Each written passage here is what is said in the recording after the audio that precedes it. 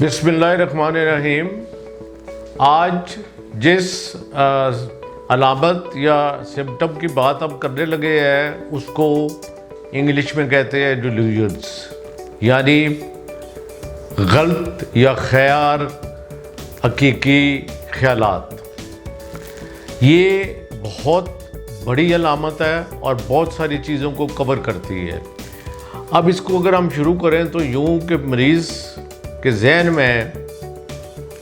चंद ख्यालात आ जाते हैं और वो इतनी मजबूती के साथ उसके दिमाग में मौजूद होते हैं कि दुनिया की कोई ताकत, कोई साइंस, कोई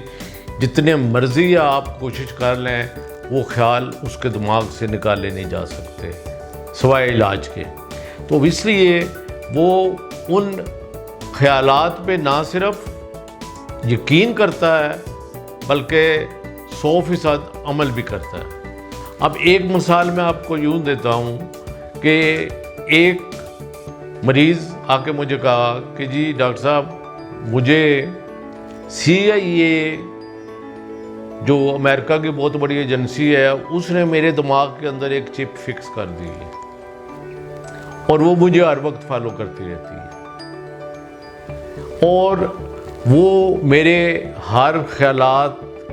वक्त से पहले पढ़ लेती है। इसके अलावा मरीज़ के जहन में ख्याल आता है कि फ़लाँ आदमी जो है वो मेरा दुश्मन है, वो मेरे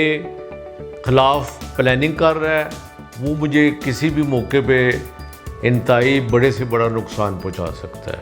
तो लिहाजा वो उस शख्स से डरा रहता है या उस शख्स से उसकी दुश्मनी हो जाती है, बाद हमारा लड़ाई की नौबत आ जाती है।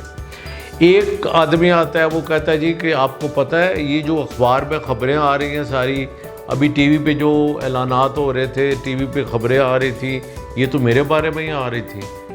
ये जो कुछ कह रहे थे ये मेरे बारे में कह रहे थे और जो मेरी सोचें थी, जो तो मेरी ख्यालात थी वो टीवी पे आ रहे थे। एक मरीज़ आगे कहेगा जी कि ऐसा है कि लोग मेरे जो ख्यालात हैं, जो मैं अभी सोच रहा होता हूँ मेरे दिमाग में अंदर होते हैं, मैंने किसी को बताया नहीं होते, वो ख्यालात लोग पढ़ लेते हैं, वो ख्यालात लोग मेरे दिमाग से निकाल लेते हैं और उसके बदले में अपनी मर्ज़ी के ख्यालात मेरे दिमाग में डाल देते हैं। तो जब ये चीज़ें उसके जहन में आती है तो फिर अब वो जो भी बुरी बातें होगी वो उनके ऊपर अमल करने की कोशिश करेगा। मेरे कमरे में बैठा हुआ होगा, आगे पीछे स्टाफ है, सारा कुछ है, मुझे कि एकदम से वो डरने का उसका अंदाज़ होगा, वो कहेगा जी बाहर तो पुलिस आई है और पुलिस मुझे पकड़ना चाहती है। हालांकि इसमें कतई किसी किस्म की कोई हकीकत नहीं है। बाज़ दफ़ा मरीज़ जो है वो उसकी कोशिश होती है कि वो ऐसे अंदाज में, ऐसे तरीके से, ऐसी जगह पे छुप के बैठे जहाँ पे उसको कोई दूसरा देख ना सके। इसके अलावा मरीज़ जो है वो अक्सर रात को सोते हुए डर जाता है और उसकी नींद ख़राब हो जाती है। तो जो पैरानॉइड डिल्यूजन्स हैं ये जिस्म के किसी हिस्से को भी अफेक्ट कर सकती हैं, लेकिन इन पे जो हमने ज़ोर देना है, जो हमारा नुक्ता है जिसके ऊपर हम डायग्नोसिस करते हैं, तशख़ीस करते हैं, वो ये है कि ये सारे के सारे उसके ज़हन के पैदा करदा गलत ख़यालात हैं जिसको दुनिया की कोई ताकत किसी भी लॉजिक से ठीक नहीं कर सकती।